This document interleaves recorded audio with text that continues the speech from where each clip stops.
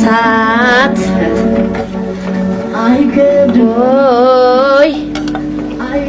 ወይ ቺ ወይ ተጓዥ ልቤ ደጋግሜ ብገስጸው ባሰበት ሁሌ ብሰይ ባሰበት እንኳን ሊመለስ አንቺን እያለ ነው ባለም ገባበት ማረፊያ ሳጣ ያንን ጊዜ ዞር ብዬ ሳስበው ልንለያየቻለሁ ከመለያየት ሌላ አማራጭ አልነበረም ወይ እላለሁ። አማራጭ ነበር ሳስበው ነይ እንዲያልሽ እንጂ እምቢ ስል ነይ እንዲህ ላከረሽኝ